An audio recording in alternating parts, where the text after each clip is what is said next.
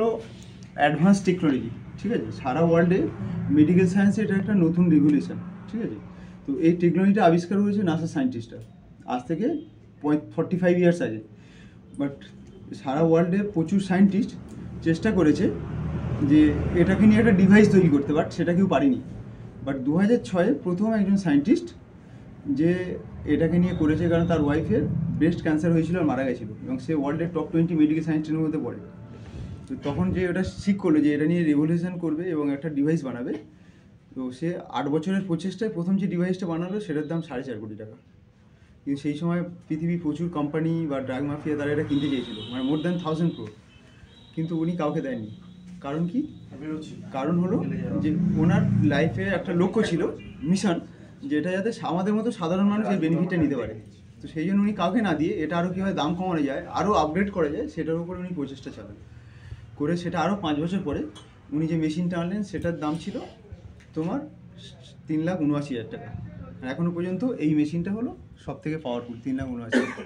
কিন্তু এটাও ইউরোপ আমেরিকার মতো দেশে খুব ভালো চলছিল, কিন্তু সবাই এটা নিতে পারছিল না। তো এই মেশিনটা তারপরে উনি আবিষ্কার করেন আরও 3 বছর পরে, যেটা 3rd জেনারেশন রেড কালার, যেটার দাম অলমোস্ট 37,000 টাকা, মানে একটা মোবাইলের মতো দাম। এবং উনি চাইছিলেন এটা প্রত্যেকটা বাড়ি বাড়ি পৌঁছে যায়। তো এই মেশিনের ফার্স্ট যেটা দেখা গেছে যে মানুষ এটা হিউম্যান বডিতে ইউজ করবে, অ্যাপ্লাই করবে, যে সেফটির কাছে উনি সবথেকে বেশি ইম্পর্টেন্ট দিয়েছে। তো এখানে একাডেমি অফ সায়েন্স অ্যান্ড সিনোচেম হলো পৃথিবীর সবথেকে 10টা প্রথম মেডিকেল ইউনিভার্সিটির মধ্যে একটা পড়ে। তারা এটাকে পেটেন্ট দিয়েছে এবং সার্টিফিকেশান দিয়েছে যে এটা আমাদের শরীরে কোনো রকম সাইড এফেক্ট নেই, 0। শুধু তাই না, এখন এই যে ইলেকট্রোম্যাগনেটিক ফিল্ড মানে EMF টেস্ট করার মেশিনও পাওয়া যায়। সেই মেশিনগুলো আমরা মার্কেট থেকে কিনেও দেখেছি, যেটা সত্যিই 0, এর কোনো সাইড এফেক্ট নেই, এখন পাওয়া যায়। এরকম আমরা ব্লাড টেস্ট করা মেশিন, সুগার টেস্ট করা মেশিন পাওয়া যায়, আমাদের প্রেশার মেশিন পাওয়া যায়, এরকম রেডিয়েশন মাপারও মেশিন পাওয়া যায়। বাট সেখানেও দেখা গেছে 0। আপনি চাইলে আপনিও টেস্ট করে দেখিয়ে দিতে পারেন, অ্যামাজনে পাওয়া যায়, 2,500-3,000 টাকা দাম মাত্র। কিন্তু তারপরেও এই কোম্পানি প্রাইভ ইন্টারন্যাশনাল যারা এই মেশিনটাকে এখন মার্কেটিং করে, আর উনি যাদেরকে দায়িত্ব দিয়েছিলেন যেটা সাধারণ মানুষের কাছে পৌঁছবে, মানে উনি এরকম একটা অর্গানাইজেশন চাইছিলেন, ওই সায়েন্টিস্ট, যে এটা কোনো বড় বড় মেডিকেশন কোম্পানির কাছে যাবে না বা কোনো ডাক্তার কাছে যাবে না, তাহলে এটা নিয়ে বিজনেস হবে, এটা সাধারণ মানুষের কাছে এমনভাবে পৌঁছবে এরকম একটা অর্গানাইজেশন চাইছিলেন। আর সেটা হলো প্রাইভ ইন্টারন্যাশনাল। এই অর্গানাইজেশন উনি পেয়েছেন, যারা বিগত 4 বছর ধরে এটা মার্কেটিং করছে, ইন্ডিয়াতে একদমই নতুন। তো তারা এটাকে নিয়ে আমরা তার হলাম অ্যাসোসিয়েট মেম্বার, আমরাও এই মিশনে পার্ট হয়েছি, বা আমরাও ঠিক করেছি যে এটা আমরা নিজেরা বেনিফিট হয়েছি, আমরাও মানুষকে এটা জানাবো।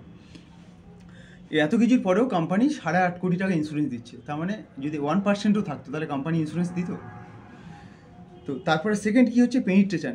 এটা 20 থেকে 30 সেন্টিমিটার আমাদের বডিতে রিচ করতে পারবে ভিতরে গিয়ে। তার মানে উইদাউট অপারেশন আমরা ভিতরে ঢুকতে পারবো। কারণ অপারেশন ছাড়া ভিতরে গিয়ে কাজ করছে কীভাবে, আমাদের যে মাইক্রো ব্লাড ভেসেল আছে এবং ক্যাপিলারিস আছে, সেখানে কী হচ্ছে, ইনহ্যান্স করতে পারছে আমাদের সার্কুলেশন সিস্টেমকে, এবং এলিমিনেট করছে আমাদের বডি হিউমিডিটিকে। কারণ বডি হিউমিডিটি থেকেই আমাদের বিভিন্ন রকম সমস্যা হয়। এবং আইডেন্টিফিকেশান করতে পারছে, যেটা 3rd। এটা একটা খুব বড় একটা ফিচার, যে আমাদের বডির যে যে সেল খারাপ আছে সেগুলোকে নিউট্রালাইজ করতে পারছে, এবং আনহেলদি সেলগুলোকে বডি থেকে বের করতে পারছে, এবং আনব্লক করতে পারছে প্যাসেজগুলোকে, যেখানে আমাদের ব্লকেজ তৈরি হচ্ছে ভেসেল, সেগুলোকে আনব্লক করতে পারছে, এবং ডিটক্সিফিকেশান করতে পারছে, যেটা তুমি বলছিলে যে আমাদের অনেক সময় মনে হবে যে 3-4 দিন ইউজ করার পরে আমাদের পাতলা পায়খানা হচ্ছে বা হচ্ছে, কিন্তু অ্যাকচুয়ালি ওটা আমাদের বডি থেকে নোংরাটা বেরিয়ে যাচ্ছে, বডি পুরো ডিটক্সিফাই হয়ে যায়। এবং এটা অ্যাক্টিভেশন করতে পারে, তারপরে যে সেলগুলো বেরিয়ে যাওয়ার, খারাপ সেলগুলো বেরিয়ে যাওয়ার পরে যেখানে যেখানে ওই আইডেন্টিফিকেশান করলো যে এই জায়গাগুলো ড্যামেজ আছে, সমস্যা আছে, সেগুলোকে সে অ্যাক্টিভেট করতে পারে, উইক সেলকে এবং ইনঅ্যাক্টিভ সেলকে অ্যাক্টিভ করতে পারছে। যেগুলো খারাপ, উইক সেল মানে দুর্বল, তাকে অ্যাক্টিভ করছে, এবং যেগুলো ইনঅ্যাক্টিভ সেল তাকেও অ্যাক্টিভ করতে পারছে। এবং ইউজার ফ্রেন্ডলি, এটা একটা বাচ্চা ছেলেও এটা ইউজ করতে পারে। তো এটার জন্য আমাদের কোনো ওইরকম সার্টিফিকেট বা কোনো ব্যাকগ্রাউন্ড দরকার নেই, আর এটা কোনো যেহেতু মেডিকেল ডিভাইস নয়, কোনো মেডিকেল ব্যাকগ্রাউন্ডও দরকার নেই। এবং আলবার্ট আইনস্টাইন উনি প্রথম মানে বলেছিলেন, মানে আমরা কেউ ওনাকে আমরা অস্বীকার করতে পারি না, যে frequency is the future medicine. এবং উনি বলে গেছেন যে future medicine will be the medicine of frequency. এবং ডক্টর অ্যান্টনি হল্যান্ডও বলেছেন যে certain frequency can এফেক্টলি stop of the cancer cell, মানে ক্যান্সার সেলকেও স্টপ করতে পারে। নিকোলা টেসলা যে নোবেল পেয়েছে, উনিও বলেছেন যে ফ্রিকোয়েন্সি, এনার্জি, ভাইব্রেশন হলো ইউনিভার্সের সমস্ত পাওয়ার। এবং নাসার সায়েন্টিস্টরা 2003 সালে থমাস জে গার্ডিন উনি বলেছেন যে discover the certain frequency help cell heal regulate recover and repair, মানে আমাদের রিপেয়ারও করতে পারে যদি কোথাও ড্যামেজ হয়, যেমন ওনার ক্ষেত্রে হয়েছে সমস্যা। তো এরপরে সারা ওয়ার্ল্ডে, ঠিক আছে, এবং এই যে বলেছিলাম আমি যে 1980-তে আমেরিকান সায়েন্টিস্ট আবিষ্কার করেছিল নাসা সায়েন্টিস্টরা, টেরাহার্জ হলো একটা ফ্রিকোয়েন্সি যেটা আমাদের এই যে 0.1 থেকে 10 টেরাহার্জ, এটাকে বলা হচ্ছে which is very good for human body, মানে মানুষের জন্য এটা খুব ভালো, ওই সায়েন্টিস্টটাই বলে গেছিলো। এবং এটা অলরেডি কমিউনিকেশন মানে স্যাটেলাইট, অ্যাভিয়েশন, বায়োমেডিক্যাল এগুলোতে ইউজ হচ্ছে। এবং ইউএস গভর্নমেন্ট এটা 2004 সালে নাম দেয় টেরাহার্জ টেকনোলজি। এবং তারা সেই সময় তাদের ওয়েবসাইটই বলে, গভর্নমেন্ট ওয়েবসাইটে, যে one of the top 10 technology that will change the future world, মানে ভবিষ্যৎ দুনিয়াটাই চেঞ্জ হয়ে যাবে। আপনি ওই ওয়েবসাইট খুললেও দেখতে পাবেন। এবং আমেরিকান সায়েন্টিস্ট এটাকে কী বলছে, এটা এতটাই কার্যকরী যে ওয়েভ অফ লাইফ, জাপানিজ সায়েন্টিস্টরা যারা খুব সহজে বিদেশে কোনো টেকনোলজি অ্যাকসেপ্ট করে না, তারা বলছে এটা লাইট অফ লাইফ। এবং চাইনিজ সায়েন্টিস্টরা এটাকে বলছে গড ওয়েভ ব্যান্ডস। এবং তারা বিশ্বাস করে যে এটা তার ঈশ্বরের সঙ্গে এটা কানেক্টিভিটি হচ্ছে। এবং তারা অলরেডি তাদের যে মিলিটারি সায়েন্স অ্যান্ড টেকনোলজি, যেটা পৃথিবীর টপ টেকনোলজি এখন ধরা হয়, তারা সেখানে এটা ইউজ করে। ইলেকট্রনিক্স 6G যেটা আগামী দিনে আসছে, সেটা তো টেরাহার্জ ব্যান্ড দিয়েই আসছে। ইন্ডাস্ট্রি, এগ্রিকালচার এই জায়গাগুলোতে ইউজ হচ্ছে, হেলথে।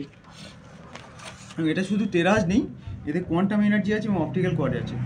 কোয়ান্টাম এনার্জি কী করছে, এটা এই টেরাহার্জের সঙ্গে আসার জন্য, কারণ টেরাহার্জ অনেকে নকল বের করে ফেলেছে মার্কেটে, কিন্তু সেগুলো অতটা কার্যকরী নয়। কারণ যে জায়গাটা অ্যাকচুয়ালি এফেক্টিভ 0.1 থেকে 10, সেটা এই কোম্পানি পেটেন্ট নিয়ে রেখেছে। ওই জন্য বাকি যে ফ্রিকোয়েন্সিগুলো আছে সেটা অতটা কার্যকরী নয় এবং সেটা পরীক্ষিত নয়। তো সেই জন্য এটা কোম্পানি পেটেন্ট নেওয়া আছে। তারপরেও কোয়ান্টাম এনার্জিটা এর সঙ্গে অ্যাড হয়, এটা আরও অনেক পাওয়ারফুল হয়ে গেছে, ইউনিক হয়ে গেছে, মানে এর কোনো কম্পিটিশন নেই আজকের দিনে। তার সঙ্গে অপটিক্যাল কোয়ার্টস একটা রেয়ার টেকনোলজি, যে সায়েন্টিস্ট এটা বানিয়েছে এবং এটা পেটেন্টেড। এবং এটা কী করছে, অ্যামপ্লিফাই করছে, মানে এর পাওয়ারকে বহুগুণ বাড়িয়ে দিচ্ছে। যেরকম সূর্যের আলোতে আমরা ম্যাগনিফাইং গ্লাস রাখলে, আতশ কাঁচ রাখলে যেরকম ওই সূর্যের আলোতে কাগজটা পুড়ে যায়, মানে অনেক পাওয়ার বাড়িয়ে দেয়, সেরকম এটা অনেক পাওয়ারফুল হয়ে যায়। এবং আমাদের যে নর্মাল একটা সেল 70 থেকে 100 মিলিভোল্ট কারেন্ট থাকে, কারণ আমাদের বডি প্রত্যেকটা সেলের মধ্যে কারেন্ট থাকে, এবং সেটা উইক হয়ে গেলেই তো আমাদের হার্ট অ্যাটাক হয় বা এইগুলো সমস্যাগুলো হয়। তো 50 থেকে 60 যখন চলে যায়, আমাদের স্ট্রেস, মানে অ্যাসিডিটি, টক্সিসিটির জন্য মেডিসিন আমরা খাই, তার সাইড এফেক্ট। এবং সেটা যদি ব্লকেজ থাকে, সেখানে যদি ব্লাড পাস না করতে পারে, তাহলে সেটা ব্যাড সেলে কনভার্ট করে এবং আমাদের এই যে সিস্ট, তারপরে টিউমার, ক্যান্সার এগুলো হয়। তার কারণ হলো এটা। কিন্তু দেখা গেছে যে টেরাহার্জ ফ্রিকোয়েন্সি তার সঙ্গে কোয়ান্টাম এনার্জি যদি দুটো একসঙ্গে আমরা প্রয়োগ করি, তাহলে সেটা আবার আগের লেভেলে ফিরে আসে, 70 থেকে 100 মিলিভোল্ট কারেন্টে। মানে যেরকম আমাদের মোবাইলে ব্যাটারি কমে যায়, তাকে আমরা আবার রিচার্জ করতে পারি, সেইভাবে এটা আবার রিচার্জ হয়ে যায় এবং আমাদের সেলগুলো হেলদি হয়ে যায়। তার সঙ্গে আরেকটা সবথেকে যেটা ইউনিক কাজ করে, যে আমরা যে জল খাই, জলের নর্মালি স্ট্রাকচার আমরা এগুলো খাই, rain water, distil water, tap water, mineral water. এগুলো হার্জ বা পরিমাপ যেটা, সেটা দেখা যাচ্ছে যে অনেক বেশি, মানে এই ধরনের ওয়াটার, এটাকে পলিমার বলে আর এটাকে লিনিয়ার বলে। দেখা যাচ্ছে যে লিনিয়ার ওয়াটার আমাদের বডিতে ইজিলি অ্যাবজর্ব হয়, কিন্তু এটা নর্মাল ওয়াটার আমরা যেটা খাই, ইনটেক করি, সেটাতে অনলি 20 থেকে 30%। আর সেই জন্য আমাদের ডিহাইড্রেশন হয়, আর ডিহাইড্রেশনের কারণেই আমাদের বডিতে ম্যাক্সিমাম প্রবলেমটা হয়। বাট আমরা যখন এটা চার্জ করি, এটা ওয়ান টাইপ অফ ইলেকট্রোলাইজ হয়ে যায়, কারণ এটা মিলিভোল্ট কারেন্ট পাস করে এবং তার জন্য হাইড্রোজেন বন্ডটা ব্রেক হয়ে যায়, তখন জলটা পাতলা হয়ে যায়। আর ওই পাতলা জল খেলে বা এইরকম জল বেশি হয়ে যায় 80%, এটা আমাদের ইজিলি সেলে অ্যাবজর্ব করে যায়। সেলে অ্যাবজর্ব করার ফলে কী হচ্ছে আমাদের বেনিফিট, যে আমাদের বয়সের সাথে সাথে যে ব্লাড ঘন হচ্ছে, ডেন্সিটি বেড়ে যাচ্ছে, আমাদের অনেক সময় থিনার নিতে হয়, কিন্তু ওষুধ তো আর আলটিমেট সলিউশন নয়। এবং ব্লকেজ থেকে আমাদের স্ট্রোক বা হার্ট অ্যাটাক হওয়ার চান্স বেড়ে যায়। কিন্তু এটা দেখা যাচ্ছে যে মানে অদ্ভুতভাবে ব্লাডটা নর্মালি ন্যাচারালি শুধু জল খাওয়ার জন্য পাতলা হয়ে যায়। তো এটা একটা মিরাকেল কাজ করে, যেটা আর পৃথিবীর কোনো জায়গায় এটা করতে পারে না, এটা সেই ওয়াটারটাই করতে পারে। তো এটার জন্য এটা একটা অসাধারণ ব্যাপার হয়ে গেছে। এবং এটা কী করছে, আমাদের ইনক্রিজ অল্টারনেস লেভেল আমাদের বাড়াতে পারছে, আমাদের ফুয়েলস লেভেল, ব্রেনে ফুয়েলস লেভেল বাড়াতে পারছে, যার জন্য অক্সিজেনেশন যাচ্ছে, আমাদের যে হেডেক বা স্ট্রেস লেভেল সেটা কমে যাচ্ছে। রিডিউস সিকনেস, আমাদের শরীরের যে দুর্বলতা বা আমাদের যেটা শরীর বারবার খারাপ হয়, সেটাকে প্রোটেক্ট করতে পারছে। ইমিউনিটি বুস্টার হচ্ছে। Reduce toxin in the body, আমাদের বডিতে টক্সিন লেভেল কমে গেলেই আমাদের সেল হিলিং হয়ে যাবে। Hydrate the body ultra fast, খুব তাড়াতাড়ি বডি ফাস্ট মানে হাইড্রেট করতে পারে। এবং এর জন্য আমাদের কী হয়, সেলগুলো খুব মানে এনার্জেটিক হয়ে যায়। রেনফোর্স ওয়েট লসের জন্য দারুণ কাজ করে ন্যাচারালি।